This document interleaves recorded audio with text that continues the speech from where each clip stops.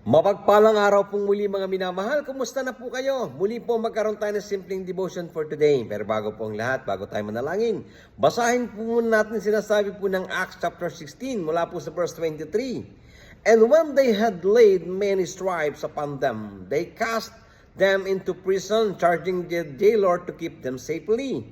Who, having received such a charge, thrust them into the inner prison and made their feet fast the stocks. And at midnight Paul and Silas prayed, sang praises unto God, and the prisoners heard them. And suddenly there was a great earthquake, so that the foundations of the prisons were shaken, and immediately all the doors were open, and everyone's band were loose. And when the keeper of the prison, awaking out of his sleep, and seeing the prison's doors open, he drew out his sword, and could kill himself, supposing that the prisoners had been fled. But Paul cried a loud voice, saying, Do thyself no harm, for we are all here. Then he called for a light and sprang in, and came trembling and fell down before Paul and Silas, and brought them out and said, Sirs, what must I do to be saved? And they said, Believe on the Lord Jesus Christ, and thou shalt be saved, and thy house. Salamat po sa salita. Diyos, tayo po'y manalangin. Ama naming Diyos, dakila't makapangyarihan sa lahat, marami pong salamat, O God, sa bawat araw ng aming buhay. Salamat po, Lord, sa iyong salita. Tunay kung papaano sina Paul and Silas ay hindi niyo po pinabayaan. Sa kabila ng pangangaral ng iyong salita, sila, Panginoon, ay nakulong. Subalit sa kulungan, O God, sila po'y patuloy na umawit ng papuri sa iyo. Patuloy na nalangin. At dalangin po namin, O God, na ganun din po ang bawat sa amin nakakaranas ng mga challenges ng buhay, ng mga afflictions na magawa namin magpuri sa iyo. At kung saan niya po ay nasave ang jailer at ang kanyang sambahayan. Dalangin po namin, O God, na gamitin po bawat sa amin mightily upang ipahayag ang iyong pong mabuting balita sa aming mga kamag-anak, pamilya at kakilala na wala pa pong tamang relasyon sa iyo. Dalangin po namin ng simpleng devotion ito, maging blessing po sa bawat sang nakikinig. Patawad po sa aming mga kasalanan, sa lahat ng aming mga kalikuan, at patuloy, O God, kayo po manguna sa aming buhay. Ito po yung lalapit namin, in Jesus name we pray, Amen. Alam niyo po mga minamahal, ito na kung saan, ito nga po, si Paul and Silas ay katatapos lang po na magbaptize dito kay Lydia, na nagbebenta po ng mga magagandang mamahaling damit. At yun nga po mga minamahal ay nandun po sila sa Philippi.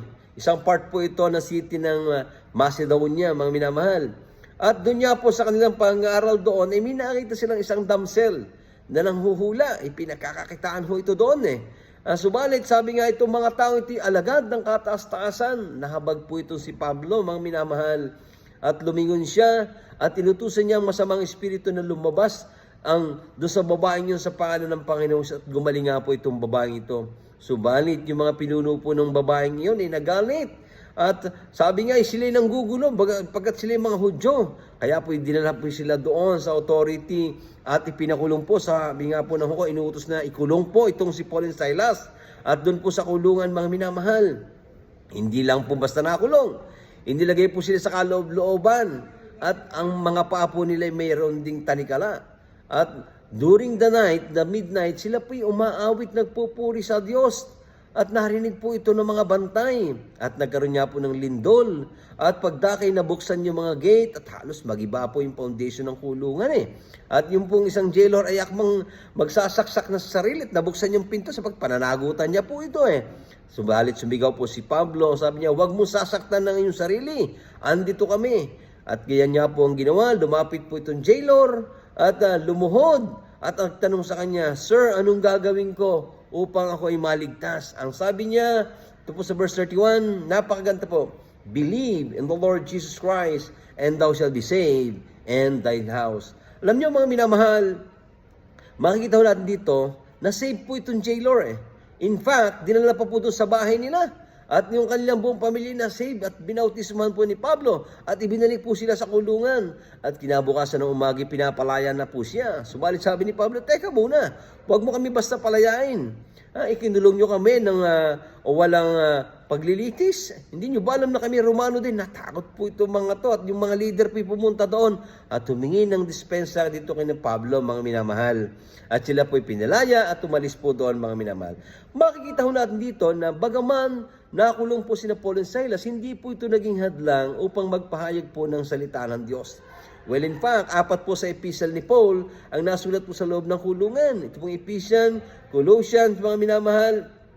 Ito po ay nasulat ng Philemon, nasulat po sa kulungan Kanya makikita dito na bagaman nakakulong, hindi po ito naging hadlang upang patuloy na makapagpuri sa Diyos, mga minamahal. At kung makikita ho natin dito na kalagayan po ni Abang-Aba, bagaman marami po sa atin nakakaranas ng mga challenges, ng mga afflictions ng buhay, nagagawa pa po ba nating umawit ng papuri sa Diyos? Baka nalilimutan na ho nating magpuri sa Diyos at magbahagi ng salita ng Diyos kapag nakakaranas ho tayo ng mga challenges ng buhay. Subalit sa nakita ho natin, hindi po ito naging hadlang kina Paul and Silas na kung saan ito pong jailor ay nasave at ang kanyang buong sambayanan. Alam niyo mga minamahal, excuse me po, sorry po. Naalala ko tuloy, isa po sa mga favorite kong ministry ito, yung jail ministry nung araw. Dumadalaw sa kulungan, nagdadalaw ng mga damit at ng mga pagkain. Nakakaawa po ang kalagayan din doon. Wala hong dumadalaw at karamihan po doon ay tunay na napagbintangan lamang, wala pong pera. Nakakaawa ho ang kalagayan, tunay na abang-aba. At well, in fact, isa po sa mahusay na mangangaral, mga minamahal. Abay, doon po nakakilala sa loob ng kulungan sa Muntit. Napakalaki na ho ng gawain. Hindi lang ho sa Pilipinas. Sa buong mundo po, marami po siyang misyon. Yan po'y galing sa kulungan. Alam niyo mga minamahal, wag ho tayong magtatangi sa pagbabahagi ng salita ng Diyos. Bagaman anumang sitwasyon, kalagit, nakaraan ng tao, ibahagi ho natin ang salita ng Diyos sapagkat ang salita po ng Diyos ay makapangyarihan na kaya niya pong baguhin ang tao. Sino mang tao. Si Apostle Paul, bago siya naging Apostle Paul, mga minamahal, siya po si Saulo na umuusig ng mga Kristiyano. Hindi po ba mga minamahal? Subalit siya po'y ginamit mightily ng Panginoon. At napakarami po niyang nasulat na epistles, mga minamahal, sa New Testament. Siya po'y binago ng Diyos, mga minamahal. Sapagkat ang Diyos ay kaya niyang baguhin ang sino mang tao. Kaya huwag natin ipagkait ang salita ng Diyos sa sino man. Huwag ho natin pipiliin lamang ang babahagi na natin. Sapagkat hindi ho natin alam kung paano kikilos ang Diyos sa kanyang puso, sa kanyang buhay. At kung paano siya magpapagamit sa Diyos, mga minamahal. Kaya po, mga minamahal, makikita ho natin dito na ang pangangaral po ng salita ng Diyos ay walang pinipili.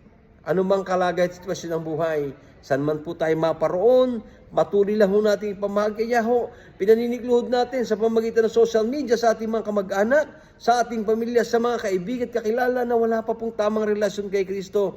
Katulad ng sinabi ng jailor, what must I do? Sabi niya kina Paul and Silas, para ako'y maligtas. Ang sabi po ni Paul sa kanila, manampalataya ka kay Kristo.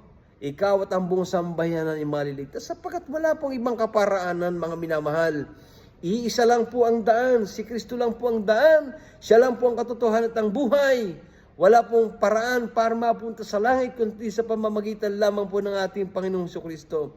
Wala pong ibang pangalan sa silong ng langit upang maligtas po ang tao kundi sa pamamagitan lamang ng pananampalataya sa ating Panginoong Kristo. Doon pa lang po mababago ang buhay ng tao, magkakaroon ng transformation, magkakaroon po ng panibagong puso, papalitan po yan ng Diyos sa pamamagitan lamang ng tunay na pagtanggap at pagkilala sa ating Panginoong Kristo bilang Lord and Savior.